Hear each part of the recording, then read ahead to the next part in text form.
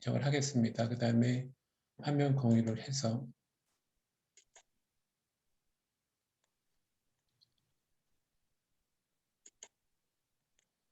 말씀을 드리면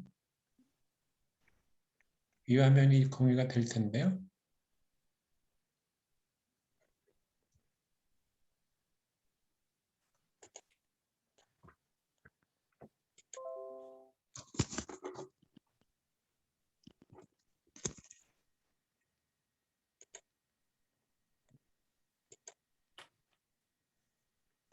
네, 오늘은 비영리 전반에 관해서 말씀을 드리겠습니다. 스피커를 켜신 분도 계신데 아마 채팅방에다 그냥 쓰셔도 좋습니다. 먼저 법인이라는 거를 좀 말씀을 드리는데 법인을 영어로 얘기하면 legal person이라고 얘기도 하고요. 또 하나는 좀 어려운 영어로 해서 juridical person이라는 말을 쓰는데 법인의 반대말이 자연인, 뭐 우리 사람들 이렇게 되는데 그게 결국 뭐냐면 법인이라는 것이 법으로 인격을 부여했다 이런 뜻이거든요. 근데 이제 여러 가지 말씀을 드리니까 가장 간단한 거는 법인이냐 아니냐를 입증할 수 있는 거는 법인 등기부가 있으면 법인이 됩니다. 그래서 법인 등기부가 있으면 법인이고 법인 등기부가 없으면 법인 아니다 이렇게 보시면 좋고요. 그 다음에 법인이라는 제도는 그러니까 서양에서 한 200년 전부터 생겼나 봐요. 우리나라는 이제 19세기 말부터 들어왔다고 보시면 될 것 같고, 그 다음에 법인 등록번호를 이건 거의 아시겠지만, 그 법인 등기부를 떠보시면 우리 사람들 주민등록번호 비슷하게 이제 번호가 있습니다. 그렇게 넘어가고요. 그 다음에 법인격 없는 단체라고 있는데 이걸 다른 말로 얘기하면 비법인 단체라는 말을 쓰기도 합니다. 그리고 이제 이 법인격 없는 단체라는 것이 다른 말로는 법인격 없는 사단, 법인격 없는 재단, 법인격 없는 기타 단체 이렇게 말을 쓰는데 이 단체라는 말이 법인보다는 좀 넓은 개념이라고 보시면 돼요. 그래서 우리 사람들이 모인 것을 이제 단체라고 법에서는 얘기를 하는데 그 중에서 법인격을 취득하는 데가 법인이고 그렇지 않은 단체들이 비법인 단체, 법인격 없는 단체 이렇게 얘기가 됩니다. 근데 이제 세법에서는 법인격이 없는 단체들을 세법에서 법인으로 인정해주는 단체가 있어요. 그리고 또 하나는 세법에서 법인으로 인정하지 않는 단체 이렇게 두 가지로 나눠집니다. 그리고 이제 이렇게 세법에서 법인으로 인정된 단체가 또 두 가지로 나눠져서 당연의제 단체라는 게 있고 신청에 의해서 법인으로 인정된 단체들이 있는데 오늘 참가하신 분들 중에서 단체 중에서 그러니까 사업자 등록증이나 아니면 고유번호증을 보시면 법인인지 아닌지 이런 걸 볼 수가 있습니다. 또 하나는 조금 전에 말씀드렸듯이 법인 등기부가 없으면 법인격 없는 단체라고 보시면 되겠습니다. 그 다음에 법인격이 없는 단체들은 가장 어려웠던 거가 이제 부동산 등기인데 한 20년 전에 우리나라 대법원에서 법인격이 없는 단체들도 단체 명의로 부동산 등기를 할 수 있는 제도를 만들어 놨습니다. 그래서 법인격 없는 단체가 부동산 등기를 하게 되면 하려고 그러면 법원에다가 부동산 등기 번호라는 걸 부여받아서 하게 됩니다. 대표적으로 이런 데들이 있는 데들이 어디냐면 교회들 또 그다음에 종중들 이런 데들이 법인격이 없는 데들이 많은데 그런 데들이 이렇게 자체 부동산 등기번호를 받아서 하는 경우들이 있습니다. 교회나 또 종중 같은 데들은 이렇게 단체로 안 하고 그냥 대표자 명의로 하는 경우도 있는데 그거는 예전 방식이고요. 지금은 이렇게 부동산 등기번호를 받아서 단체 명의로 할 수가 있습니다. 그다음에 또 법인격 없는 단체는 그 등기부가 없기 때문에 자동차 등록을 잘 안 해줬는데 요새는 계속 바뀌어서 최근건 제가 그 업데이트를 못했는데 지금은 그 사업자 등록증이 있으면 그거 가지고 단체 명의로 해주긴 하는데 좀 까다롭긴 하게 까다로운 것 같아요. 그다음에 법인격 없는 단체는 좀 이따 말씀드리는 그 사업자 등록증이나 고유번호증을 세무서에다 받으면 그 단체 명의로 개설은 돼요. 근데 좀 불편한 건 뭐냐면 그 대표가 바뀌었을 때 그 법인 등기부가 있는 그 법인들은 그 법원에서 등기만 바꾸고 나서 그 등기부 가지고 모두 바꿀 수 있는데 그 법인격 없는 단체는 그 등기부가 없기 때문에 그 단체 그 명의의 예금 계좌의 그 대표 명의를 바꿀 때 좀 까다롭기도 합니다. 그런 것이 좀 불편하긴 한데 과거 한 30년보다는 굉장히 훨씬 좀 많이 편해지긴 편해졌습니다. 그다음에 용어에서 좀 말씀을 드리면 그 등기라는 거하고 등록이 좀 달라요. 그 여기서 설명을 드리지 않는데 부동산 등기나 또 법인 등기 이런 거는 등기라는 말을 쓰는데 자동차 등록, 뭐 선박 등록 이렇게 해서 그건 좀 다릅니다. 그래서 우리나라는 등기는 어디서 하게 돼 있냐면 그 법원 밑에 등기국이라는 게 있어서 거기서 그 등기라는 걸 해요.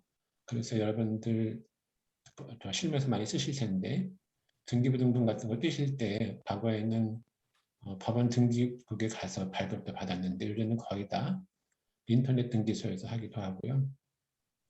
좀 나라에 따라서 다르게 말씀을 드리면 우리나라는 등기국이 이제 법원에 속해 있는데 일본이나 미국을 보면 그 등기 관리하는 데가 어디 있냐면 사법부에 있지 않고 행정부에 있어요. 그래서 법무부 산하에 있습니다. 또 제가 잘은 모르는데 필리핀을 보니까 필리핀은 상공회의소에다가 이 등기 권한을 적어서 하고 그래서 나라별로 좀 다른데 우리나라는 부동산 등기하고 법인 등기를 상업 등기라고 그러는데 그 상업 등기를 그 사법부에서 하고 있습니다.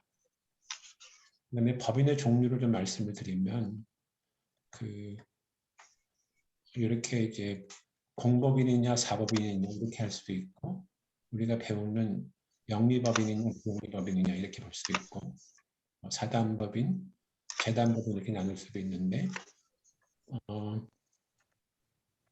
그 영리법인, 비영리법인에서 좀 보면은 영리법인은 상법위에서 만든 것들이 이제 영리법인이라고 볼 수 있고요. 비영리법인은 법들도 많은데 가장 기본적인 것이 민법위에서 만든 건데 여러분들 영리법인하고 비영리법인의 가장 큰 차이가 뭘까요? 어제도 이제 친구랑 어떤 얘기를 하다가 얘기를 했었는데 비영리법인은 뭘 가지고 비영리법인이라고 할까요?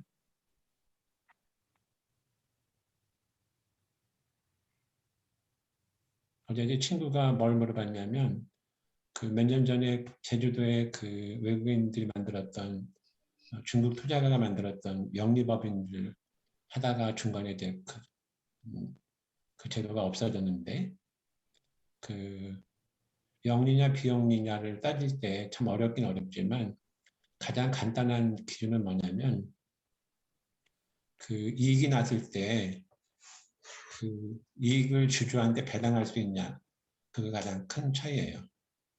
그 표현을 수익을 배분한다는데 그건 좀 말이 좀 잘못된 거고 이익이 났을 때 그 이익을 주주들한테 배당할 수 있느냐 이런 건데 근데 또 다른 말을 말씀드리면 뭐냐면 영리법인들은 출자자 주주들이 있어요. 근데 비영리법인들은 출자자 주주가 없어요. 그러니까 비영리법인에 돈을 낸 거는 그게 출자가 아니고 그냥 공익을 위해서 돈을 낸 거지 거기에 대해서 뭐 지분권이나 이런 것을 그 인정하지 않거든요. 그게 가장 큰 차이입니다. 그것도 하나 더 그 병원에 의해서 말씀을 드리면 미국의 경우에는 영리법인, 비영리법인 다 있거든요. 보통 비영리법인들은 약간 저렴하게 하면서 그 어려운 분들을 많이 도와주는 이런 일들을 많이 하고, 영리 병원들은 약간 비싸게 하고 뭐 고급 의술 같은 거 하는 경우는 물론 여러 가지가 있는데, 우리나라의 경우에는 모든 병원들이 법인인 경우가 있고 법인이 아닌 경우들이 있는데, 여러분들 개인 병원들은 영리냐 비영리냐가 의미가 없어요. 개인 병원들은 다 자기가 이제 사업을 하는 거니까 개인 병원들은 다 거의 뭐 영리라고 보시면 되는데, 법인 형태로 설립되어 있는 법인들, 그러니까 국립법인, 그러니까 서울대병원은 서울대병원법이 따로 있고요. 그 세브란스나 뭐 이렇게 삼성서울병원이나 이런 데들, 아산병원 이런 데들은 다 학교법인이나 사회복지법인으로 돼 있는데, 거기는 이익이 난다 하더라도 배당을 할 수가 없어요. 주주가 없기 때문에. 또 의료법인이라고들 많이 있는데, 의료법인들도 그 실질적인 주인이 있는데 주식이 발행된 게 아니라서 배당들을 할 수가 없습니다. 그래서 영리냐 비영리를 따질 때는 뭐 비영리 사업을 한다, 뭐 여기 있는 학술, 종교 이런 거 사업을 한다고 할 수도 있지만, 그 이익이 났을 때 배당을 하느냐 배당을 하지 않느냐, 그래서 주주가 있냐 주주가 없나 이렇게 보시면 좋겠습니다. 물론 비영리법인도 이익에 대한 배당은 없지만 그 출연했던 분이 거기 가서 일하면서 그 월급을 받을 수는 있어요. 근데 월급 받는 거 이외에 배당 받는 건 안 되는 것이 비영리법인의 특징이라고 보시면 좋겠습니다. 그다음에 사단법인하고 재단법인은 이 사단이라는 게 뭐냐면 사람들이 모인 것을 19세기 말에 일본 사람들이 서양 제도를 번역하면서 사단이라는 말을 썼는데, 그게 다른 말로 얘기하면 사람들의 모임, 그렇게 보시면 좋겠습니다. 동아리라는 말이 있는데, 동아리가 순수한 우리말인데 그게 영어의 서클이라는 거를 번역한 말이긴 한데, 사람들의 모임을 사단이라고 할 수도 있고 단체라고 할 수 있는데, 그게 그 중에서 보면은 주식회사나 뭐 유한회사 이렇게 영리법인들도 사람들이 모인 것이고요. 우리가 배우는 비영리법인들 중에서 사단법인도 사람들이 모인 것이라는 것을 보시면 되고, 재단법인은 뭐냐면 사람이 모인 게 아니고 어떤 목적을 위해서 누가 돈을 내 가지고 만든 그 저기 재산을 재단이라고 그래요. 그래서 가장 대표적인 거가 뭐냐면 장학재단, 그다음에 학교법인이 따로 있긴 있지만 학교법인이나 의료법인도 그게 누가 어떤 학교나 그 저기 그 병원 사업을 하겠다고 해서 돈을 내놓은 걸 하기 때문에 그거를 이제 그 재단이라고 얘기합니다. 그래서 이건 나중에 또 말씀을 드리겠지만 그렇게 차이가 있습니다. 그다음에 우리나라는 법인이 이게 대법원 인터넷 사이트에 있는 거를 캡처한 건데 종류가 이렇게 많아요. 그래서 여러분들 보시면 우선 그 영리 회사들이 우리가 배울 건 아니지만 과거에 여러분들 고등학교 때 배울 때 회사의 종류 아마 배웠을 텐데, 그때는 보시면 주식회사, 한명회사, 합자회사, 유한회사 네 가지가 있었는데 한 10년 전에 유한책임회사라는 게 들어왔어요. 영어로는 LLC라고 하는 건데, 그래서 우리나라는 그 상법상 회사가 5개 가지고 있고, 이게 이제 영리 회사들이고, 그 비영리법인들 보면은 사단법인, 재단법인 이렇게 나와 있는데, 이거는 민법에 의한 것이고요. 학교법인은 사립학교법에서 의한 것이고, 사회복지법인은 사회복지법에 의한 것이고, 의료법인은 의료법에 의한 것인데, 요 학교법인이나 사회복지법인, 의료법인이 명칭은 따로 쓰지만 그 법률 관계는 재단법인이라고 보시면 좋겠습니다. 밑에 회계법인이 있는데 회계법인은 저 같은 이제 회계사들이 만든 건데, 법무법인도 있어요. 이쪽에 보시면 법무법인도 있는데 이것들은 약간 영리라고 보시면 좋은데 그 회계법인은 공인회계사법에 의해서 만든 거고요. 여기 법무법인은 변호사법에 의해서 만든 건데 그 지금은 유한회사 거를 쓰도록 되어 있습니다. 그래서 여기서 보여주고 싶은 거는 이렇게 우리나라의 조합 종류가 굉장히 많다는 거 말씀을 드리고요. 여기 이제 조합이 좀 나왔는데 원래 이렇게 조합들은 그 민법상의 조합들은 원래 법인격이 없어요. 근데 여기 있는 것들은 약간 특수한 법률에 의해서 생긴 것들이 이렇게 조합이라는 걸 만든다는 말을 좀 씁니다. 그 다음에 좀 넘어가면요. 이제 사단법인하고 재단법인의 차이를 다시 한번 말씀드리면 그 사단법인이라는 것이 어떤 목적을 위해서 그 사람들이 모인 것을 사람들 구성 요소로 하는 단체를 사단법인이라고 하고요. 그 다음에 그 영리나 비영리가 다 가능합니다. 그러니까 주식회사나 뭐 유한회사, 합자회사, 한명회사 이렇게 만드는 것들 가능하고 그렇게 하는데 그거를 사단법인이라고 하지 않고 회사라고 하는 거죠. 비영리법인은 그냥 민법에서 사단법인이라고 하고 그러니까 2명 이상이 모이면 이제 그 설립을 할 수가 있는데 영리법인들은 그 준칙주의라고 해서 상법에서 만든 요건만 갖추면 법인 설립이 가능한데 비영리법인 사단법인을 만드는 것은 주무관청의 허가를 받아야 돼요. 그게 이제 영리법인이랑 그 비영리법인의 차이가 있고 그 다음에 그 여기 재단법인을 보시면 사람이 구성 요소가 아니고 재산 출연을 하는 요소라고 해서 어떤 뭐 건물을 출연했다든지 아니면 정기회계물 출연했다든지 이런 그 재산을 가지고 그 법인격을 부여한 거라고 보시는데 이거는 비영리 형태로만 가는 거고요. 그다음에 민법에 의해서 주무관청 허가를 받아야 됩니다. 근데 아시겠지만 그 이 주무관청 허가라는 것이 잘 안 나요. 그래서 비영리 법인을 만드는 것도 굉장히 까다롭습니다. 현재로는 이걸 이제 좀 바꿔야 되는데 그 70년 이상 계속 바뀌지 않고 있고요. 그다음에 그 기관에 좀 차이가 있는 것이 뭐가 있냐면 그 사단법인은 총회라는 것이 있고 그다음에 이사회가 있고 감사가 있고 그렇습니다. 근데 재단법인은 누가 돈 냈는데 그걸 사람들이 구성되어 있는 것이 아니라 그래서 총회라는 것이 없고 이사회하고 감사만 있어요.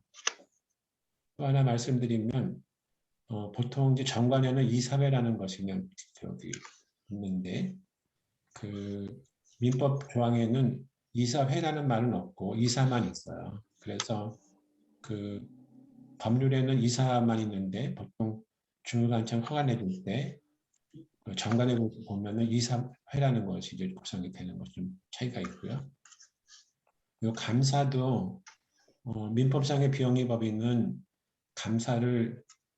감사가 임의기관이라고 해서 거두되고 도와도 안 해도 되는데 그 재단법인은 감사가 꼭 반드시 그 설치되는 필수기관입니다. 그게 좀 차이가 있고요. 그런데 사단법인의 경우에도 우리나라가 주무관청에서 비영리법인 설립 허가를 내줄 때 그 표준 정관 같은 데가 감사가 다 있어서 제가 본 비영리 단체 중에서 감사가 없는 단체들은 없었어요. 근데 민법에서는 그 사단법인의 감사가 필수기관이 아니라서 그 어떤 것이 있냐면 비영리법인들은 등기부 등본에 보면은 이사들은 다 등기가 되는데 감사들은 등기가 안 돼요. 그래서 총회나 이사회에서 감사가 선임되긴 하지만 그 등기부 등본을 보면 감사는 아직까지 등기가 안 되고 있습니다. 그게 영리법인이랑 비영리법인의 차이 중에 하나이기도 합니다. 또 하나 여기다 써놨는데 우리나라 민법이 이제 그 19세기 말에 일본이 그 프랑스하고 독일 거를 배워서 만든 것을 우리가 받았는데 거기는 이제 독일이나 프랑스는 이렇게 사단법인, 재단법인이 이런 말이 있는데 미국에는 사단법인, 재단법인 이런 구분이 없어요. 미국에서 파운데이션이라는 말을 쓰긴 쓰는데 우리처럼 이렇게 사단법인, 재단법인 이런 걸 법적으로 구분되는 건 없습니다. 그 다음에 이제 그 좀 말씀을 드리면 여기서 이제 사단법인, 재단법인 그랬는데 여기 사단법인자 붙은 거하고 사단의 차이가 뭐냐면 요거 사단법인은 사람들이 모인 단체가 주무관청의 허가를 받아서 이제 법인 설립 등기를 한 거를 이제 사단법인이라고 그러고요. 이 사단은 뭐냐면 단순히 사람들이 모인 곳 이렇게 보시면 돼요. 그래서 법인격이 없는 단체가 이렇게 사단으로 쓰는 건 괜찮은데 법인격이 없으면서 사단법인이라는 말을 쓸 수 없어요. 여기서 제가 강조하고 싶은 게 뭐냐면 그 사람들이 모인 단체 중에서 법인격이 없는 단체들은 사단법인이라는 말을 쓸 수 없다. 그것이 여기 요점이라고 보시면 되겠습니다. 그럼 좀 어려운 말이 되는데 이렇게 이게 민법에서 좀 공부하는 것들인데 우리가 한 사람 한 사람 개인들이 있고요. 그것이 이제 모인 것들을 보면 조합이라는 게 하나 있어요. 이것도 일본 애들이 서양 거를 이제 베낀 건데 그보다 더 강한 사람들의 모임이 뭐냐면 사단이거든요. 그래서 이거는 아주 결속력이 굉장히 강한 거, 이거는 약간 결속력이 느슨한 거 이런 차이가 있습니다. 그래서 밑에 걸 좀 말씀을 드리면 이 조합이라는 게 민법의 조합이라는 규정이 나오는데 여기 협동조합이나 앞에 나와 있는 여러 가지 여기 보시면 조합들이 많이 있는데 여기들은 다 등기가 되어 있는 건데 여기서 설명드리면 민법상의 조합은 법인격이 없어요. 이게 처음에 법대 들어가서 처음에 배우는 것들이 이건데 이제 민법상의 조합이라는 것은 법인격이 없고 우리가 보통 통상적으로 하는 말 중에서는 여러분들 공동사업자라는 말을 들어봤을 텐데 그것이 민법에서 얘기하는 조합이라는 것들을 보시면 되고 여기 협동조합이나 뭐 이런 것들은 특별법에 의해서 법인격이 있는 것 이런 차이가 있습니다. 또 하나 여러분들 우리는 그렇게 많이 쓰지는 않는데 요새 보면은 변호사들 이런 사람들이 명함에다가 파트너십이라고 말을 쓸 텐데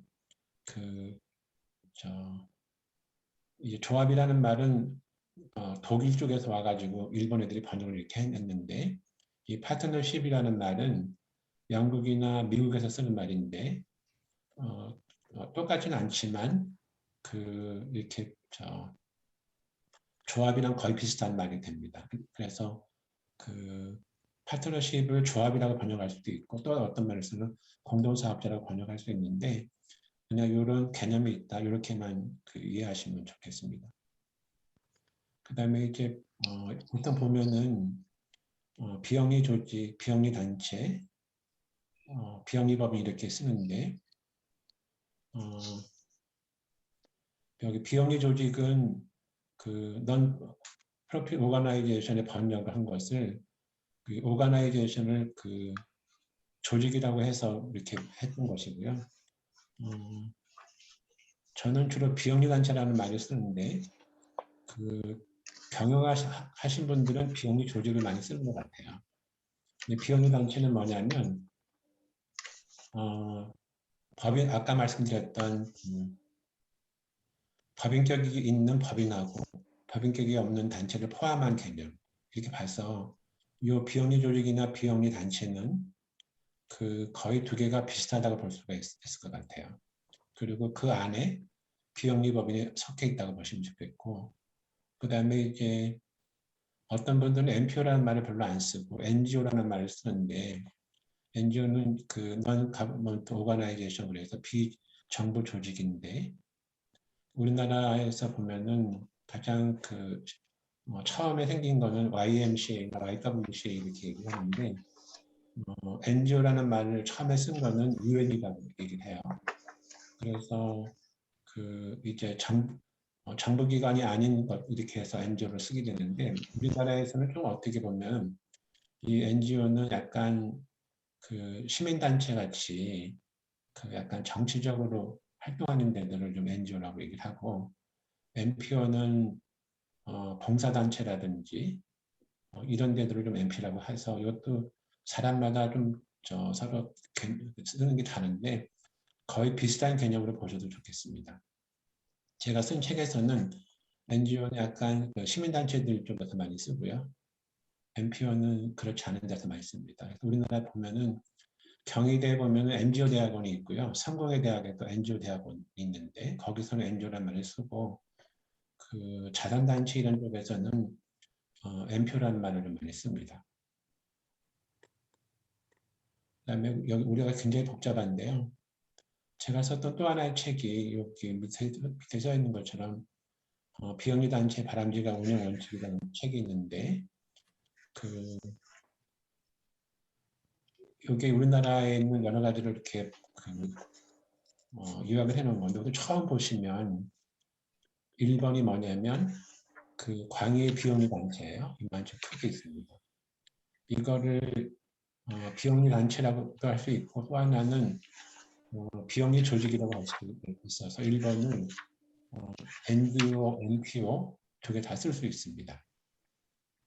그 다음에 동그라미 2번이 뭐냐면 유만치 하얀 거가 되는데 그게 뭐냐면 법인세법상의 비영리 법인이거든요. 근데 이거는 일단 보시면 법인격이 있는 경우가 있어요. 이만치 법인격이 있는 경우고 또 하나가 법인격이 없는 단체들 중에서도 세법에서 법인을 보는 것들이 있거든요. 그래서 그 다음 큰 거가 뭐냐면 법인세법상의 비영리 법인이 가장 큽니다. 이거 다시 9번하고 10번을 말씀을 드리면 그러니까 법인격이 없는 단체, 다른 말씀드리면 비법인 단체는 법인으로 보는 단체하고 법인으로 보지 않는 단체, 임의단체로 나눠지는데 이 9번까지는 뭐냐면 등기부가 없지만 세법에서는 법인으로 보겠다는 개념이 여기에 들어온 것들이고요. 거기가 있는 것들이 뭐냐면 교회나 아니면 사찰이나 이런 종교단체들, 그 다음에 공동주택 관리주택, 재개발조합, 종중도 여기 들어갑니다. 그런 것들이 9번이 되고요. 임의단체는 뭐냐면 동창회나 서클이나 동아리 아니면 오늘 우리가 공부하기 모여서 모인 38명의 모임도 10번에 해당이 돼요.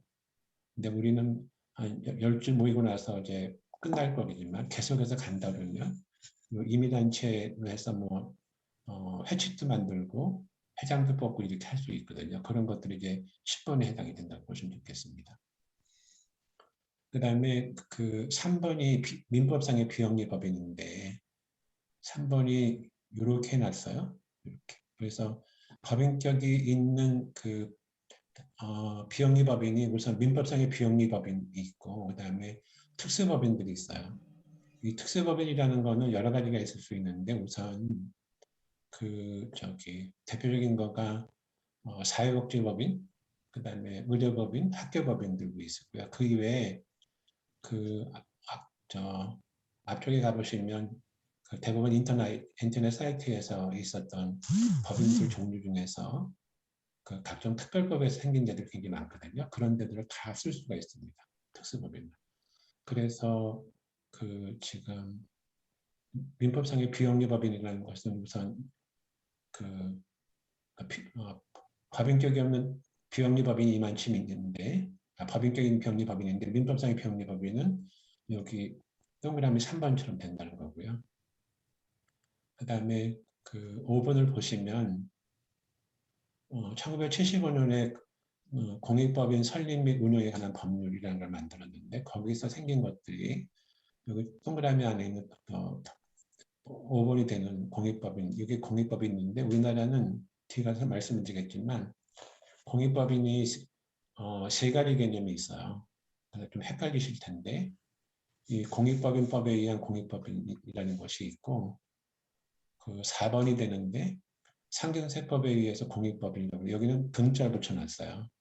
그 다음에 또 하나 작년부터 그 법인세법에서도 그 예전에 지정기금단체라는 거를 지정기금단체라는 말을 쓰지 않고 공익법인이라는 말을 써서 우리나라는 세 가지 법률에 의해서 각각 딱 그 세 가지 개념의 공익법인이 있습니다. 근데 여기서 말씀드리는 거는 우선 5번은 민법상의 비영리법인 안에 저 공익법인법에 의한 공익법인이 따로 있다고 보시면 되고 그거랑 관련돼서 여기 공익을 넓은 공자하고 이 공자를 썼는데 공익이 그냥 우리말로 보면은 똑같은 공익인데 하나는 불특정 다수를 위한 공익이 있을 수 있고요. 그 다음에 그 8번은 그 특정 다수를 위한 공익이 있을 수 있습니다. 거기에 이제 보면은 7번에 해당하는 것들은 뭐냐면 여기 사회복지법인, 학교법인, 의료법인, 종교단체,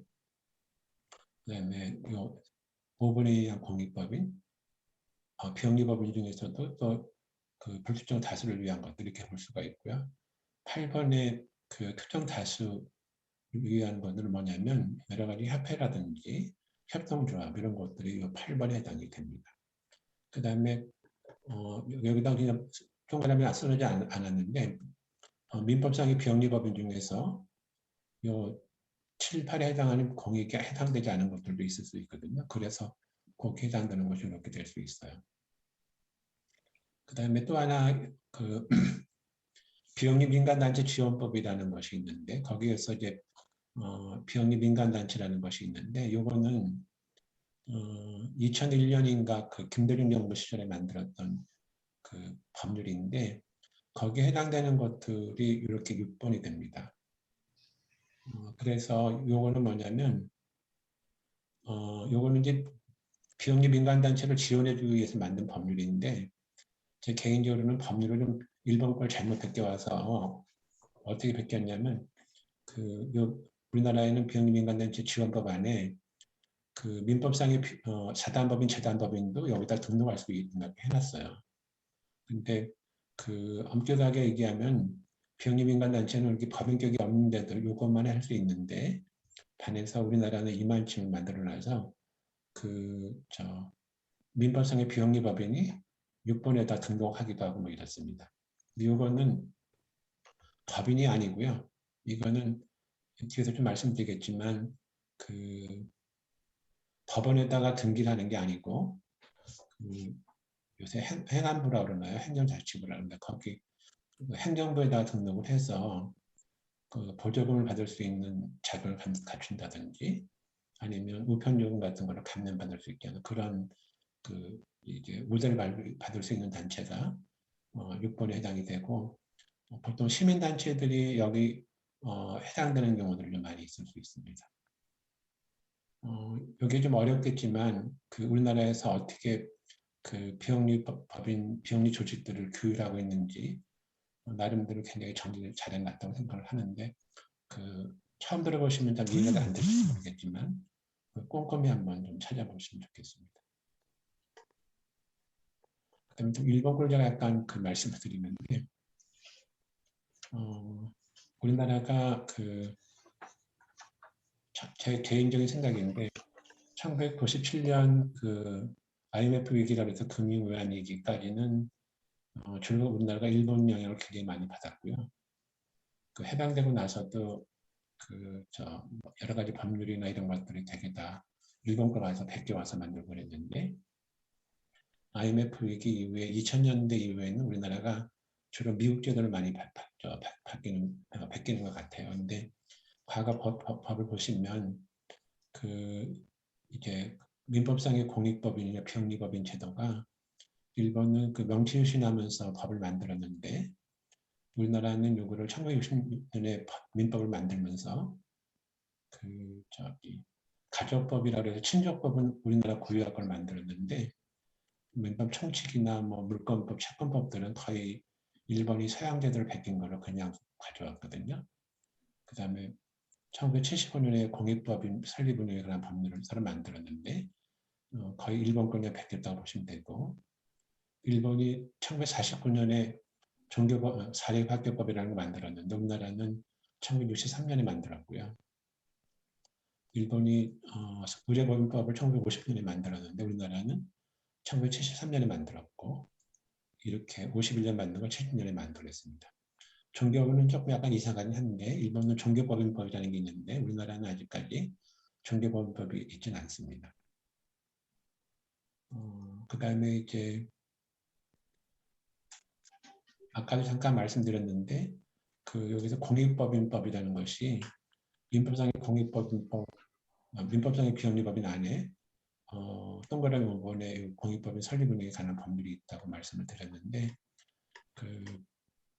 우선 공익법인이 아까도 말씀드렸지만 크게 세 가지가 있다고 말씀드렸는데 이 공익법인법, 그러니까 약식으로 공익법인법이라고 그러는데 공익법인 설립 및 운영에 관한 법률에 대한 공익법인이 하나 있고요. 그 다음에 상증세법, 그러니까 상속세 뭐 증여법상의 공익법인 등이라는 게 하나 있고, 그 다음에 법인세법상의 공익법인이 있고 소득세법상의 공익단체가 있는데 예전에는 이거를 지정기본단체, 대상 민간단체라고 하는데 이걸 다시 이렇게 듣고 나서 지금 우리나라는 이렇게 이 공익법에 의한 공익법인, 상인세법에 의한 공익법인 등 법인세, 소득세법에 의한 공익법인 단체 이렇게 세 가지가 따로 있습니다. 좀 헷갈릴 수 있는데 이렇게 세 가지 개념이 있다고 보시면 좋겠고요. 요거는 어저께 오늘 제가 아침에 좀 했는데 아까 카카오톡에다 말씀드렸겠지만 민법이나 공익법인법이 현재 우리나라 실정에 맞지 않는 것들이 굉장히 많아요.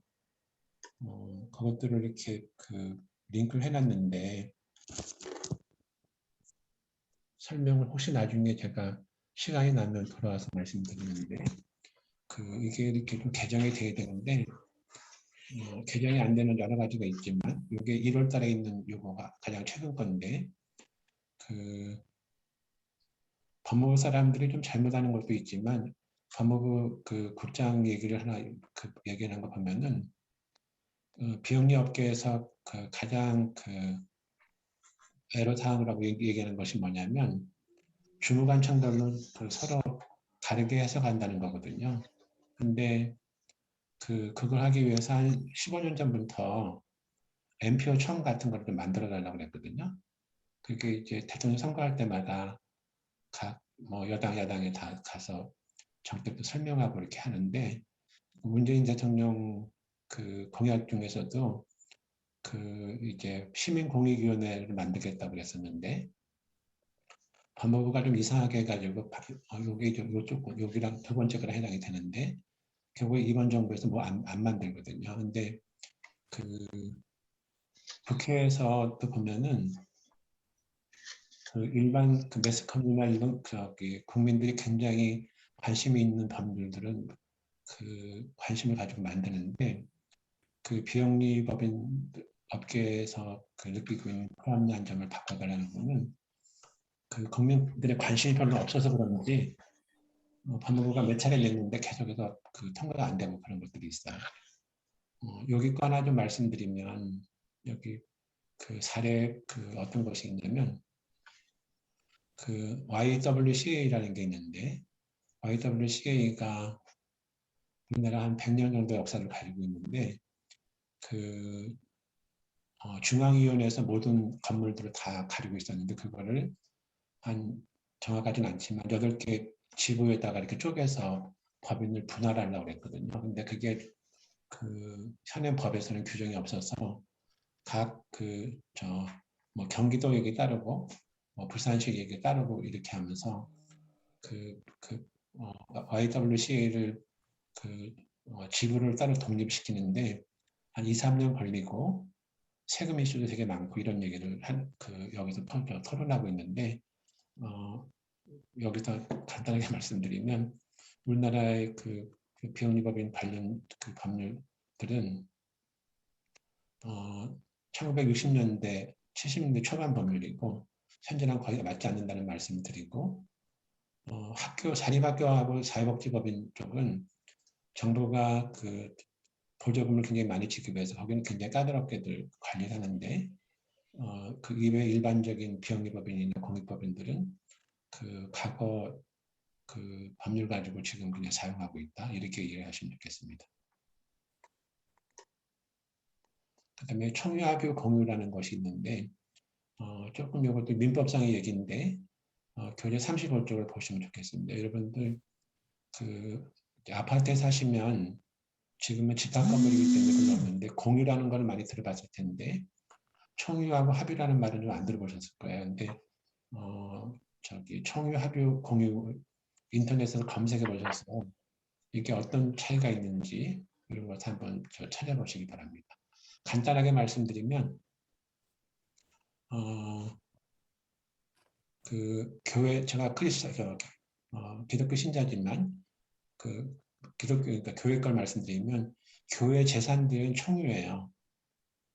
그 총이라는 말은 뭐냐면 각 개인들이 자기 거라고 개인 거라고 주장할 수가 없거든요. 그래서 그 교회 건물 같은 거를 팔 때는 교인들의 3분의 2 이상의 동의를 받아서 다만 매각할 수 있어요. 그렇게 법인격이 없는 단체들 중에서 구성원들 개인의 색깔을 다 없애고 비록 법인격이 없지만 법인과 가장 유사하게 소유권을 행사할 수 있는 것과 청유고요. 가장 이제 얇게 하는 것이 공유고 중간에 있는 것이 합유입니다. 그래서 청유, 합유, 공유의 개념은 법인격이 없는 단체에서 좀 그 중요한 개념인데 그 개념은 그 인터넷에서 찾아보시던가 아니면 제가 나눠드렸던 교재에서 좀 보시면 되겠습니다. 이제 사업자 등록 번호하고 고유 번호를 말씀을 드리면 이거는 제가 봉사하고 있는 동아시아 경제연구원인데 여러분들 우선 사업자 등록증하고 고유 번호하고 보시면 여기 번호는 거의 비슷해요. 근데 이제 그 사업자 등록은 뭐냐면 다음 시간에 제가 부가가치세를 설명을 하면서 말씀드리겠는데 이 부가가치세법상에 사업을 하게 되면 사업자 등록을 받고요. 그 다음에 부가가치세법상에 사업을 하지 않으면 고유번호증을 받습니다. 그 차이가 있고요. 이것도 이제 그 법인 사업자용, 그 다음에 개인 사업자용 이렇게 따로가 있고요. 또 법인 사업자 뭐 지점 이렇게 따로가 있는데 뭐 그냥 사업자 등록 하나만 보시면 될 것 같고 이 번호가 여러분들 실무를 많이 하셨으니까 아시겠지만 그 처음 세 자리, 그다음에 두 개, 그다음에 다섯 자리가 있는데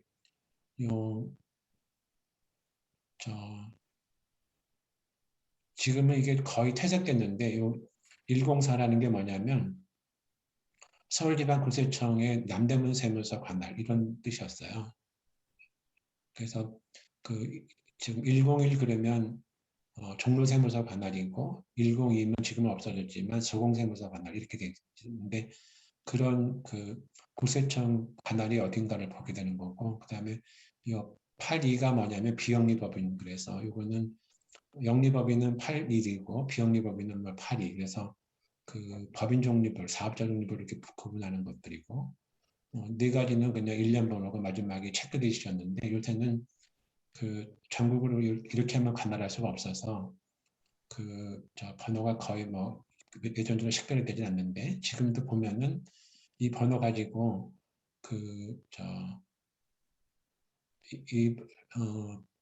법인이 처음 설립할 때 어디 있었나 이렇게 알 수 있습니다. 근데 좀 나이 드신 분들 아시겠지만 예전에는 일반 전화도 이사 가면 전화번호가 바뀌었는데 지금은 서울시 안에서 이사 가면 전화번호가 안 바뀌잖아요. 그것처럼 이 사업자 등록번호도 과거에는 다른 곳으로 다른 세무서 관할로 이전을 가게 되면 번호가 바뀌고 그랬는데 요새는 이전 가도 번호가 바뀌지 않아서 과거랑 좀 구분하는 게 어렵긴 했었는데 지금 말씀드린 것처럼 이게 관할 세무서 번호, 이게 사업자의 형태별 번호, 1년 번호 뭐 이렇게 됐다고 보시면 좋겠습니다. 그 다음에 그 고위번호증을 보면은 고위번호증이 이제 비영리법인들 중에서 부가가치세법상에 사업을 하지 않게 되면 고위번호증을 하게 되는데 밑에 써 있는 것처럼 어떤 게 있냐면 이 고위번호증의 부여로 인해서 민법 기타 특별법상의 법인격이 부여되는 것이 아닙니다. 이런 말을 썼어요. 그게 어떤 뜻이냐면 아까 말씀드렸듯이 법인격이 없는 단체들도 세법에 의해서 법인으로 보는 단체로 할 수가 있는데 그래서 발급받는 게 고위번호증인데 이걸 받았다고 해서 민법이나 기타 법률에 의해서 법인격이 부여되는 것이 아니고 이렇게 오해하는 분들이 있어서 세무서에서 이런 말을 특별하게 써놨습니다. 그러니까 요거는 다시 말씀드리는데 부가가치세법상에 부가가치세 과세 사업이나 면세 사업을 하는 분들에 발행되는 거고 이거는 사업을 하지 않는 단체들한테 발행이 되는 거라고 보시면 되겠고요. 여기 동아시아 경제원에게 사업자 등록을 하게 된 이유는 컨설팅을 한다든지 아니면 오피스를 조그만 거 임대하기 때문에 수익 사업이 돼서 사업자 등록이 됐었어요. 그 다음에 영리법인이나 비영리법인 걸 다시 한번 말씀을 드리면 이거는 이제 회계학자들이 얘기하는 건데 일반적으로 볼 때는 이렇게 영리 추구를 하지 않는, 그러니까 이윤 추구를 하지 않는다든지, 그다음에 지분권이 없다든지, 그러니까 지분권이 없으니까 소유하지도 않고 또 매각하지도 않는다는 거. 그다음에 영리법인 출자자가 아니고 출연자라고 그러는데 자본을 제공한 출연자나 기증한 사람한테 그 사람들이 비영리법인에 대해서 어떤 효익을 요구하지 않는 거 이런 것이 이제 일반적인 볼 수 있는데 세법상 아까도 말씀드렸지만 이익이 났을 때 배당을 하느냐 안 하느냐 그것이 가장 하나의 첫 번째 기준입니다. 다만 여기도 예외가 좀 있어서 농해협동조합이나 수산해협동조합 같은 곳은 협동조합원들한테 배당을 하거든요. 근데 우리나라 세법에서는 농협이나 수협 같은 경우는 배당을 하지만 세법에서만 비영리법인으로 별도로 인정해주는 그런 건 있습니다. 근데 일반적으로는 배당하느냐 배당하지 않느냐가 가장 첫 번째 기준이라고 보시면 좋겠습니다. 비영리법 민간단체를 다시 한번 말씀드렸는데 우리나라는 2001년에 법을 만들면서 이렇게 6가지 요건을 갖추도록 했어요. 그러니까 비영리 민간단체가 제공하는 사업의 수혜자가 불특정 다수일 것, 그다음에 이익에 분배하지 않을 것, 그다음에 정치 목적에 활동하지 않을 것, 그다음에 구성원 수가 100인 이상일 것, 그다음에 1년 이상 활동 신청이 있을 것, 뭐 이렇게 해놨는데 일본이 1996년에 법을 만들었는데 보시면 어떠세요? 거의 또 비슷하지 않으세요? 여기는 이제 10인 이상으로 했는데 우리나라는 100인 이상 이렇게 했고 뭐 이렇게 되는데 일본 96년에 만든 거 우리가 2001년에 만들었는데 아까도 말씀드렸지만 여기는 이런 조건에 해당되는 것들인데 사단법이나 재단법인데 여기다 등록할 수 있어서 여러분들 가이드스타라고 하는 단체 혹시 아시는지 모르겠어요. 가이드스타가 우리나라 비영리법인의 결산 공식 이런 거를 주도하고 있는 단체 재단법인인데 거기도 이제 재단법인임에도 불구하고 비영리 민간 단체로 등록하기 위해서 재단법인은 원래 회원이 없는데 여기 요건을 맞추기 위해서 한 10년 전에 회원들을 모집한 경우가 있어요. 근데 다시 한 번 말씀드리면 비영리민간단체 지원법은 원래가 법인격이 없는 단체들을 위해서 만든 법인데 좀 이상하게 만들어서 우리나라는 사단법인이나 재단법인도 여기다 등록하는 경우도 있다. 진짜 중요한 개념입니다. 그리고 이거는 등기라는 말을 쓰지 않고 등록이라는 말을 써요. 또 하나 말씀드리면 이게 우리나라 민법 32조에 있는 것인데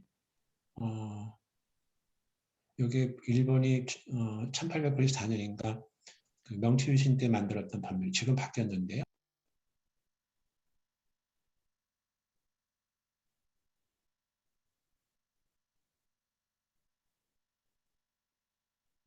우리나라가 32조랑 거의 비슷하긴 합니다. 근데 여기 허가라는 것이 있는데 이 허가가 뭐냐면 주무관청이 허가를 해주지 않으면 어떻게 해볼 수 있는 방법이 없어요. 재장행위라고 해서 보통은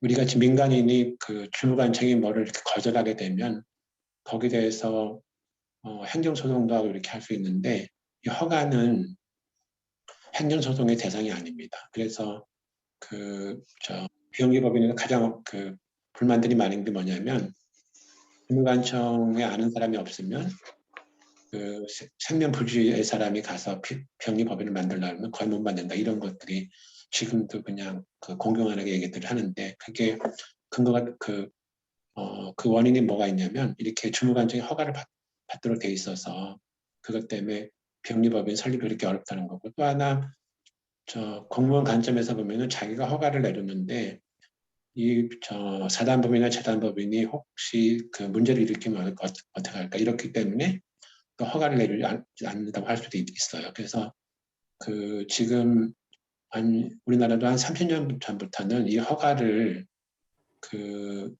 인가제도나 아니면 신고 수리제도로 바꿔야 된다 이런 얘기도 하는데 아직까지 바뀌지 않고 있습니다. 참고적으로 여러분들 여기서 써놨는데 허가하고 인가하고 신고 수리가 어떻게 차이가 나는지 이것들도 한번 찾아보시기 바랍니다. 아까 말씀드렸듯이 허가는 주무관청 재량행위라서 가장 강력한 거고요. 인가는 그거보다 좀 낮은 거고, 요거는 어떤 법에 의한 요건만 맞추면 그냥 행정관청이 거부할 수 없는 그런 것들이고요. 신고 수리는 뭐냐면 신고했는데 그걸 행정부가 받아서 수리만 하는 이런 차이가 있긴 있습니다. 이것도 한번 찾아보시면 좋을 것 같아요. 그 다음에 다음 주에 가서 더 자세하게 말씀드리게 되는데 여기 우선 비영리법인이라고 해서 세금을 다 감면해 주지 않고요. 우선 법인세법상의 비영리법인은 뭐냐면 수익사업을 하게 되면 수익사업에 대해서는 법인세를 냅니다. 그런데 이게 수익사업도 나중에 좀 더 자세하게 말씀을 드리겠는데 예를 들어서 지금 제가 도와드리고 있는 동아시아경제연구는 컨설팅하고 부동산 임대가 있다고 그랬는데 그거는 수익사업이거든요. 그래서 법인세를 내게 되고 또 하나가 목적사업이라고 하더라도 법인세법상의 수익사업에 해당이 되면 법인세를 내게 되는 경우가 있어요. 가장 대표적인 것이 뭐냐면 의료법인들은 의료업이라는 것이 의료법의 목적사업인데 그게 법인세법상의 수익사업이 돼서 고유목적사업임에도 불구하고 법인세를 냅니다. 또 하나는 우선은 지금은 좀 말이 바뀌어서 공익법이라 써놨는데 예전에 법정기금단체, 지정기금단체에 해당이 되면 그것들은 이제 받는 단체가 아니라 거기다가 돈을 기부하는 사람들이 기부에 관한 조세 혜택을 받을 수 있는 혜택이 있습니다. 그 다음에 이제 받는 쪽의 입장이 보게 되면 받는 입장에서는 상속세 매출연세법에 이 조항이 있어서 보통 이렇게 증여를 받게 되면 증여세를 내는데 상징세법상의 공익법이 기부를 받았으면 원래는 증여세를 내야 되는데 공익 목적이니까 증여세를 과세하지 않아요. 다만 이렇게 끝내는 게 아니라 사후 관리가 굉장히 까다롭습니다. 그래서 이게 몇 주 뒤에 가서 나오긴 하겠지만 기부금에 관해서는 증여세는 가산하진 않지만 그거를 뭐 복조사업에 써라 뭐 그런 요건들이 굉장히 많습니다. 그래서 사후 관리가 굉장히 까다롭다는 걸 말씀을 드리고요. 부가가치세는 영리법인이나 비영리법이나 그 구분이 없어요. 그래서 비영리법인이 어떤 부가가치세 과세 사업을 한다. 아까 말씀드렸지만 임대 사업을 한다든지 아니면 컨설팅 사업을 한다 이렇게 되면 그거는 영리냐 비영리법이냐 관계없이 상대방한테 부가세 10%를 받아서 납부하는 부가세 납부세 의무가 있습니다. 그 다음에 소득세에서는 거기서 근무하는 임원이나 직원들에 대해서 월급을 지급할 때 영리법인이나 비영리법인이나 똑같이 그 급에 대해서 소득세를 징수해 납부하는 것 그것도 전혀 영리법인, 비영리법인이 차이가 없습니다. 그 다음에 우리 보통 4대보험이라고 얘기하는 사회보험들도 영리법인에서 근무하나 비영리법인에서 근무하나 똑같습니다.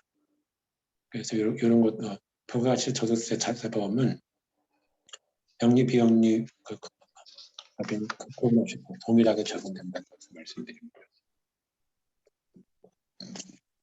그 다음에 그 교재에 잠깐 있는데 그냥 비슷한 개념이 뭐가 있냐면 공익신탁이라는 것이 있고 사회적 협동조합이라는 것이 있고 사회적 기업이 있어요. 근데 공익신탁 제도가 한 2011년 전에 이렇게 전면 개편이 됐는데 그렇게 활성화되지는 않고 있어요. 그렇게 활성화 안 되는 이유가 여러 가지가 있는데 그 우리나라는 그 재단은 많이 만드는데 공익신탁은 거의 잘 안 만드는 것 같고 이제 사회적 협동조합 요거는 이제 법무부 관할이고요. 사회적 협동조합은 기획재정부 관할인데 이게 한 2011년 정도인가 법을 만들었는데 이것도 그렇게 많이 활성화되진 않았습니다.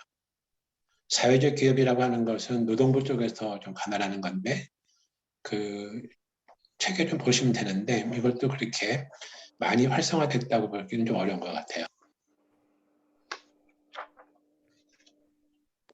그 다음에 이제 이제 민법상의 비영리법인 중에서 사단법인, 재단법인은 워낙 다른 거라서 이제 다른 거 사단법인하고 주식회사의 차이를 보시면 사단법인은 등록관청 허가라는 것이 필요한데 주식회사는 그런 게 없고요. 준칙주의라고 해서 상법상의 요건만 맞추면 그냥 주식회사 설립을 할 수 있습니다. 요새는 자본금 100만 원 경우도 만들 수 있어요. 예전에는 한 20년 전에는 주식회사의 최저 자본금이 5천만 원 이런 조항이 있었는데 지금은 그런 조항이 없어서 보통 100만 원짜리를 막 만들어 버렸습니다.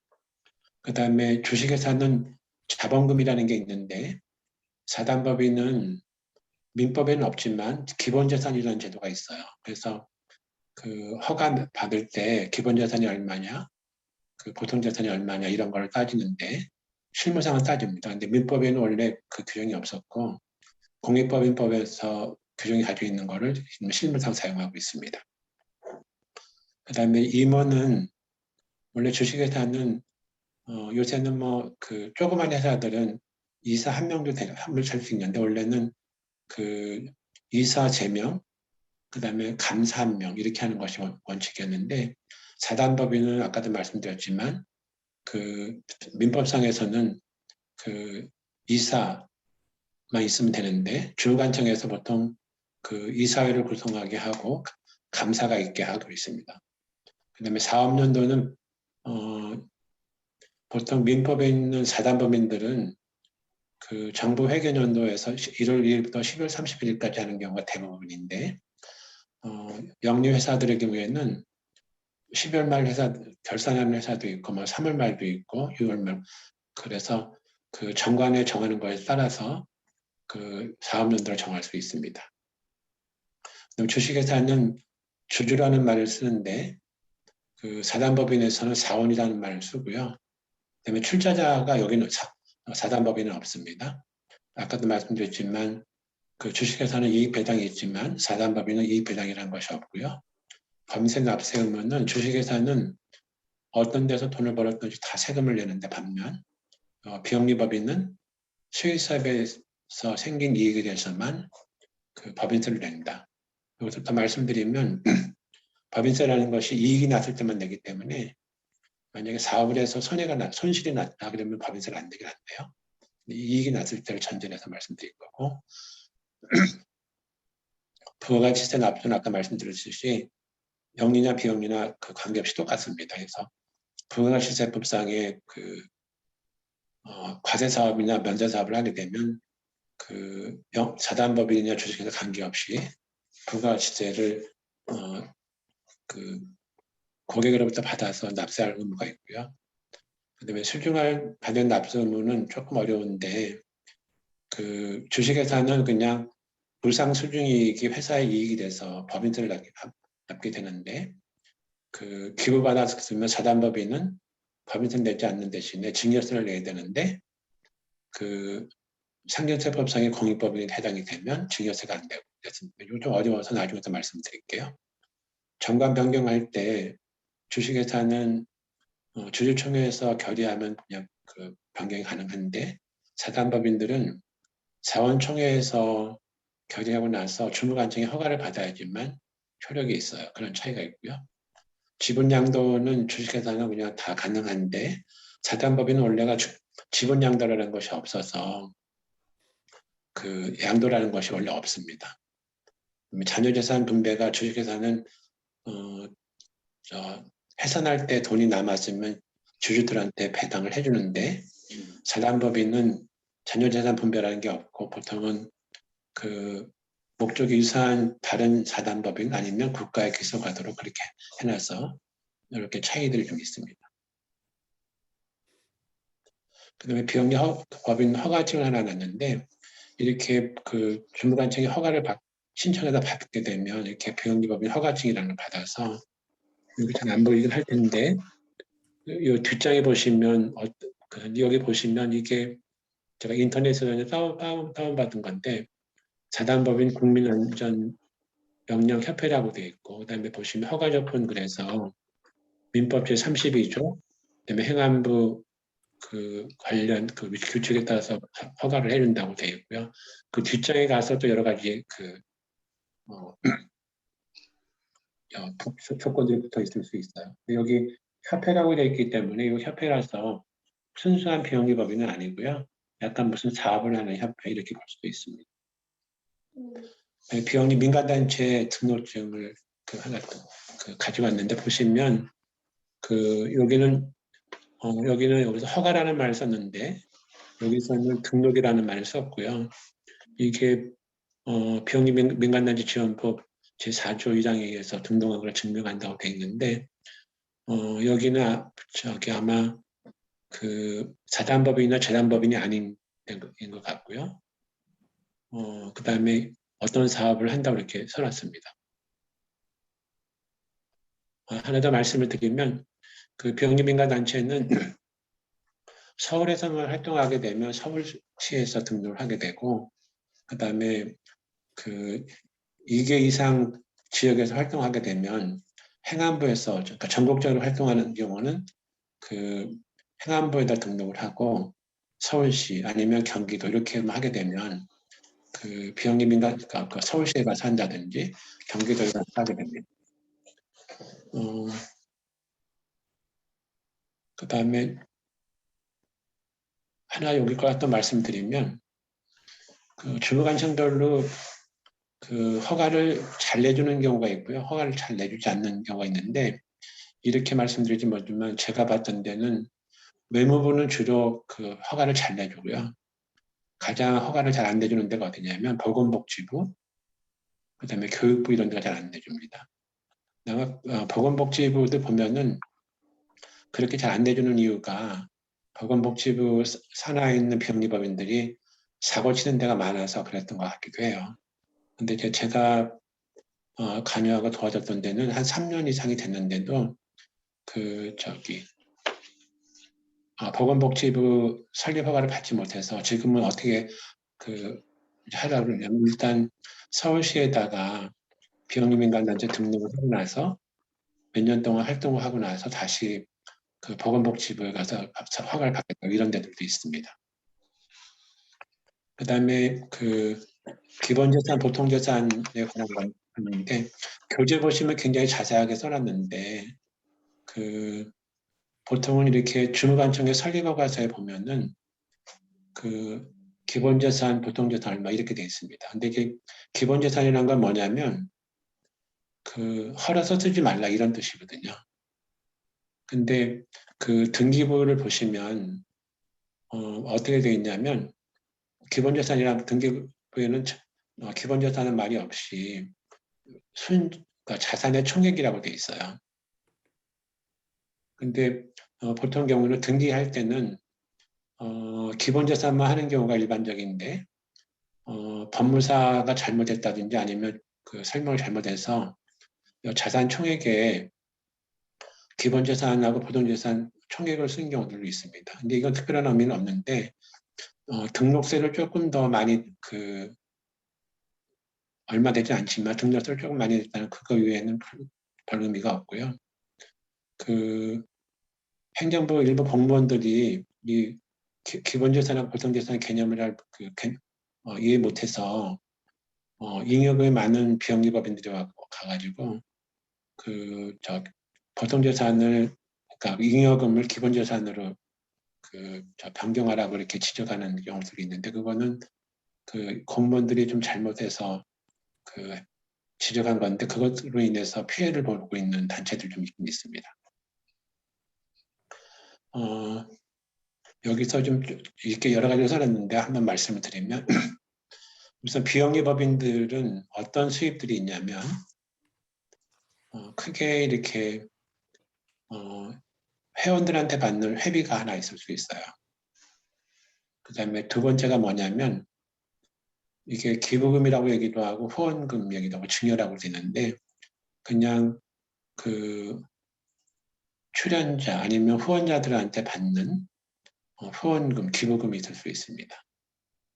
그 다음에 그 후원금을 가지고 정기예금이나 이런 것도 넣어서 배당소득 받는 운용소득이 있을 수 있어요. 그 다음에 또 하나 받을 수 있는 게 뭐냐면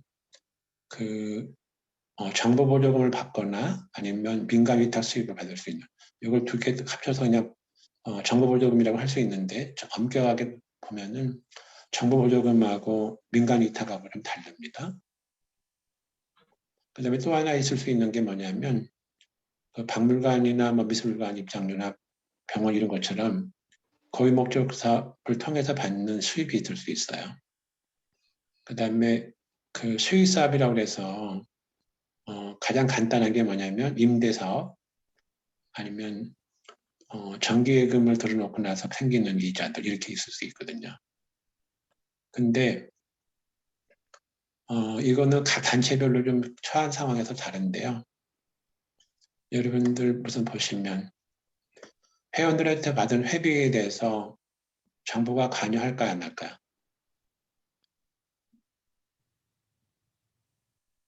회원들로부터 받은 회비를 어디다 쓰는 거는 정부가 관여 안 합니다. 그거는 그냥 그 회원들이 어디서 썼나 이렇게 따지긴 하겠지만 정부가 이걸 어디다 써라 이렇게 얘기 안 하거든요. 세법에서 가장 까다롭게 보는 부분이 요 기부금이에요. 기부금에 대해서는 비영리법인 아니면 공익법인을 받게 되면 그 기부한 사람들은 기부금 세액 공제 받았다 그랬잖아요. 그다음에 받은 공익법인은 증여세를 내지 않는 대신에 그 목적에서 썼느냐 아니냐 이런 걸 굉장히 사후 관리를 받거든요. 그래서 상속세 증여세법에서 관리하고 있는 거가 요 기부금에 관한 것들이라고 보시면 됩니다. 그 다음에 여기 정보보조금하고 민간위탁 수입이 있는데 이거는 세법에서 관할하는 것이 아니라 이 사업을 진행하고 있는 각 부처에서 돈을 제대로 썼느냐 영수증을 다 붙여라 뭐 이렇게 까다롭게 하는 것이긴 하지만 이거는 세법에서 얘기하는 건 아닙니다. 그다음에 여기 있는 고유목적 사업 요것들은 주무관청에서 뭐라고 그럴 수도 있지만 그래도 어느 정도 그냥 단체에서 자체적으로 할 수가 있거든요. 수익사업은 이것도 세금만 내면 정부에서 뭐라고 안 그래요. 그래서 세법에서 가장 까다롭게 보는 거가 요거고요. 나머지는 이것들은 회원들이 어떻게 썼냐를 보는 거고, 요거는 정부보조금의 민간 위탁 지원해준 정부기관이 보는 거고 그렇게 됐습니다. 그런데 그 사회복지법인도 여러 군데가 있는데 여러분도 아시겠지만 굿네이버스라든지 또 어디 있을까 이렇게 모금을 많이 하는 단체들의 경우에는 주로 해당되는 것들이 기부금이거든요. 사회복지법인 중에서 정부의 위탁사업이라든지 정부 보조를 하고 있는 데들은 거의 다 어느 쪽에 해당이 되냐면 이 정부 보조금이나 민간 위탁이 해당이 되거든요. 그리고 일부 조금 보조금을 받을 수 있어요. 그래서 사회복지법인도 사회복지 시설이 있는 곳인지 아니면 모금하는 단체든지 이거에 따라서 관리하는 포인트가 좀 다릅니다. 그래서 또 제가 아는 어떤 분들은 사회복지법인 같은 경우에는 그러니까 정부에 보조받는 것이 한 50% 정도 되고 회비 수입이나 아니면 기부 수입을 받아서 한 50대 50이 되면 좋겠다고 그런 얘기를 하시는데 그거는 각 단체에 따라 좀 다릅니다. 오늘 이번에 수강하시는 분 중에서 학회에 계신 분들이 있는데 학회의 경우에는 거의 다 어디가 되냐면 회비들이 해당이 돼요. 그리고 여기서 좀 나중에 말씀을 드리겠는데 회비하고 기부금하고 구분하는 게 좀 어려움이 있을 수 있어요. 이게 회비로 해야 되는지 아니면 기부금으로 해야 되는지 어려움인데 그거는 나중에 말씀드리겠습니다. 여기서 요약 말씀드리면 비영리법인들은 각자 속해 있는 데서 하는 것이 다 다르겠지만 크게 이렇게 회비로 운영하느냐 아니면 기부금을 받아서 운영하는지 아니면 정부의 돈을 받아서 운영하는지 아니면 입장료나 병원같이 진찰료라도 아니면 학교처럼 등록을 받아서 한다든지 아니면 별도의 수익사업을 벌여서 한다든지 이렇게 나눠줄 수가 있습니다. 그거는 케이스별로 나눠서 우리 38분이 다 다르기 때문에 어느 한 곳에 초점을 맞출 수는 없지만 틈나는 대로 이렇게 포인트별로 말씀을 드리겠습니다. 그다음에 여기서는 이것도 이제 그냥 매크로적인 건데요. 우리나라의 비영리법인이 전체적으로는 한 3만 개 정도 있습니다. 근데 이거는 9,400개라고 얘기하는 거는 상속세법에 의해서 공시하고 있는 단체들이 있는데 보면은 여기 우선 5억 이상의 단체가 후원금의 기부금의 90% 정도를 받고 있고요. 그다음에 30억 이상인 단체가 정부 보조금의 한 92% 받고 있고요. 근데 실제는 어디가 많냐면 이 3억 이하, 그다음에 5억 이하 이렇게 조그만들이 굉장히 많습니다. 그래서 제가 이 강의를 하게 되는 이유가 뭐냐면 이 큰 데들은 조직도 크고 그래서 잘해요. 직원들도 전문 직원들 굉장히 많고 그런데 이 조그만 데들은 직원도 뭐 한두 명밖에 없으면서 고생들 엄청 많이 하고 전문 지식도 없고 그래서 그런데 이쪽을 많이 도와드려야 되는데 그게 좀 잘 안 되고 있는 게 우리나라 현실이라고 볼 수도 있습니다. 요거는 뭐 보조금에 관한 건데 넘어갈 수도 있는데 이제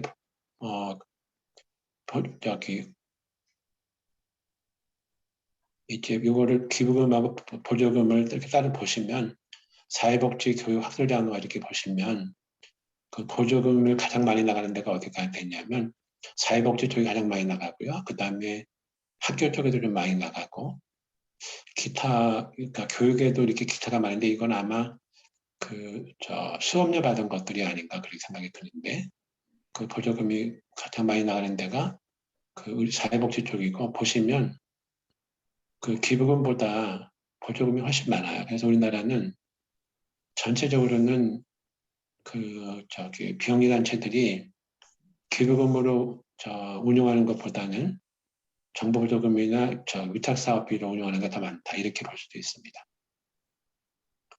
이것도 좀 여러 가지를 말씀드리는데, 미국의 회계학자가 이제 구분한 건데요.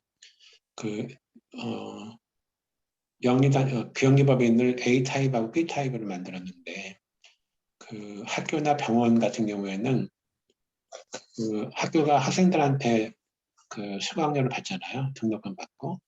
병원들은 환자들한테 진찰료나 입원료를 받아서 학교나 병원들은 수혜자들한테 돈을 받거든요. 그래서 비즈니스 모델이라고 볼 수 있어요. 그래서 학교나 병원들도 후원금을 받긴 받지만 기본적으로는 수혜자들한테 돈을 받거든요. 그래서 회계가 영리기업이랑 거의 비슷합니다. 반면에 B타입이라는 건 뭐냐면 순수형이라고 볼 수 있는데, 순수형은 뭐냐면 비영리단체들이 제공해주는 서비스를 받는 데서는 돈을 안 받고 후원자들한테 돈을 받는다든지 아니면 정부로부터 돈을 받는 것. 그거가 B타입이 가서 순수한 비영리단체인데, 순수한 비영리단체들의 경우에는 회계가 A타입이랑 좀 다를 수 있어요. 그게 여기서 얘기하는 A타입, B타입이라는 거고, 우리는 주로 B타입을 주로 얘기를 할 겁니다. 그 다음에 비영리 회계 기준 얘기를 했는데 좀 이건 어려운데 어떡할까요? 우선은 뭘 말씀드리냐면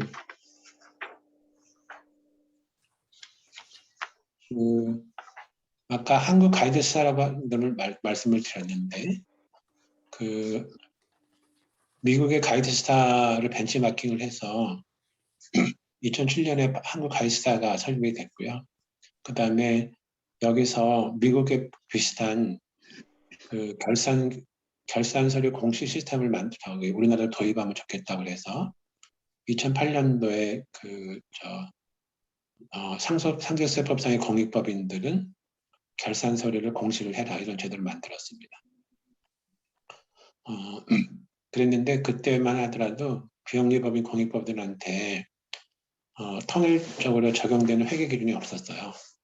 그래서 우여곡절 끝에 2018년부터 적용하는 제도를 2010년 12월에 만들었습니다. 그래서 그게 만든 것이 비영리 회계 기준이라는 것이 있는데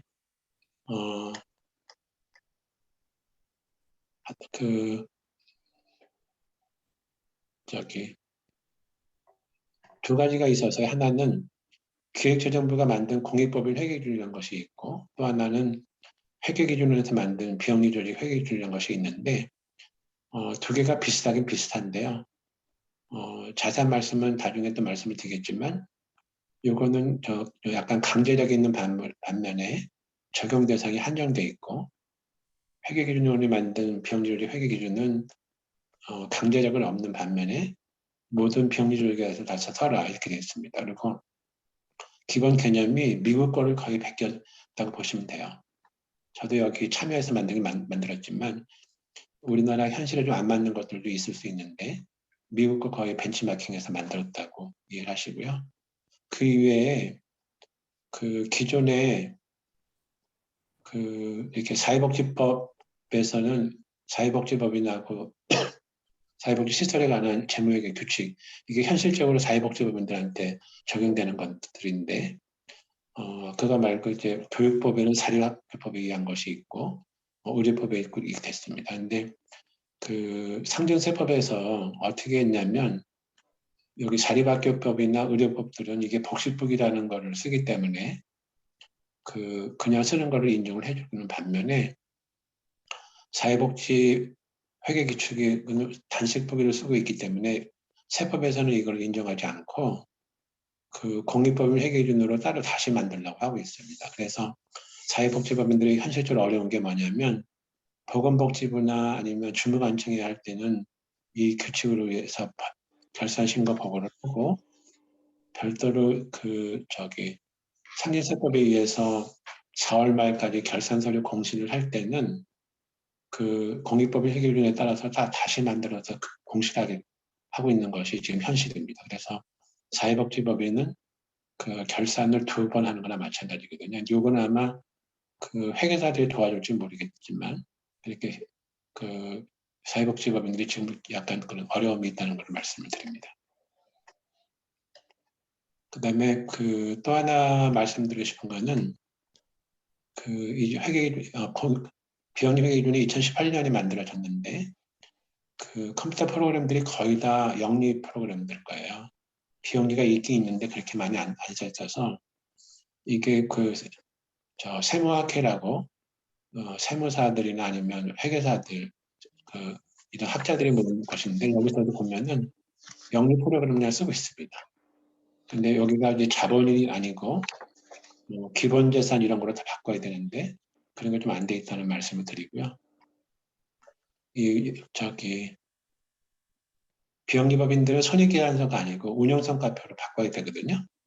근데 운영성과표라는 말이 그냥 써 있고 이것도 이제 매출액이 맞지 않는 걸 쓰는데 그냥 비영리법인에 관한 프로그램들을 쓰지 않는 경우가 많아서 그 영리회계가 아직까지도 비영리 쪽에 굉장히 많이 그 남아있다는 것을 말씀드립니다. 그 다음에 이 부분에 관해서 말씀을 드리면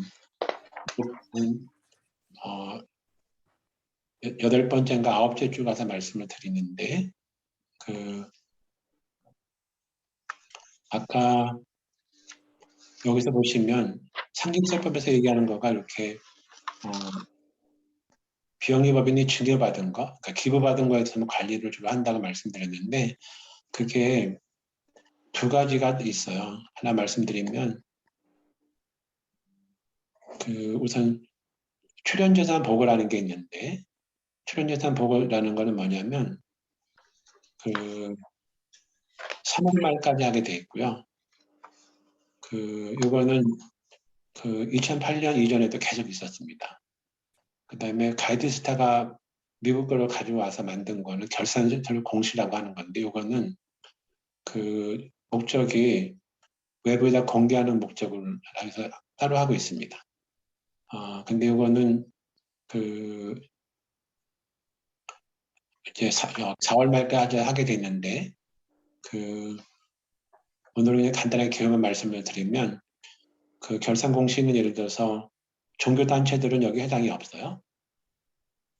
결산 공시. 근데 출연재산 보고는 종교단체도 이걸 해야 됩니다. 그런 것이 있고요. 이 2개가 중복되는 것들이 많은데 중복되는 걸 따로따로 하게 하는 것들도 있고요. 그 다음에 이제 상경세법에서 기부금 모금의 활용 실적이라는 것이 있는데 이거하고 또 기부금 수입 및 지출 명세라는 것이 있는데 이거는 하나는 법인세법에 의한 거고 하나는 상경세법에 의해서 각각 따로 하도록 돼 있는 거가 있었는데 작년에 비판이 많아서 2개를 하나만 할 수 있게 좀 해놨습니다. 근데 여기서 여러분들 좀 모르는 분들이 많은 것이 뭐냐면 이 출연재산 보고하고 결산 공시의 목적이 서로 다르다는 거 그거를 좀 설명이 잘 될지 모르겠지만 이 출연재산 보고는 어떤 목적이냐면 국세청이 비영리법인 공익법인들이 받았던 증여재산에 대해서 사후 관리를 하기 위해서 받는 것이 출연재산 보고고요. 결산 공시는 뭐냐면 일반에게 공개를 해서 일반들이 감시를 하라. 그렇게 해서 만든 제도가 결산 공시제도라고 보시면 되겠습니다. 여기서 좀 얘기하고 있는 거는 이렇게 여러 제도가 있어서 규정 간에 이렇게 충돌되는 것이 많이 있다는 그런 것을 써놓기 위해서 만든 거라고 보시면 좋겠습니다. 여기 보조금에 관해서는 보시면 보조금은 비영리 민간단체를 지원해주는 행안부에서는 행안부에서 만든 시스템이 따로 있고 사회복지 시스템은 따로 있고 막 그랬는데 이것도 이렇게 좀 통합을 했으면 좋겠는데 각 주민단체가 따로따로 가지고 있던 그런 것을 문제점을 위해서 만들어 놨 거고요. 국가회계는 여러분들 그렇게 넘어가겠습니다. 일단 여기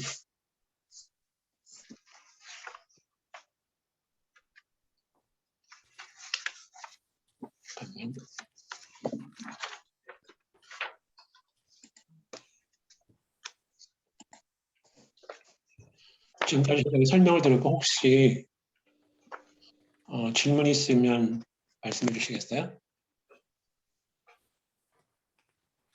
좀 어려웠나요?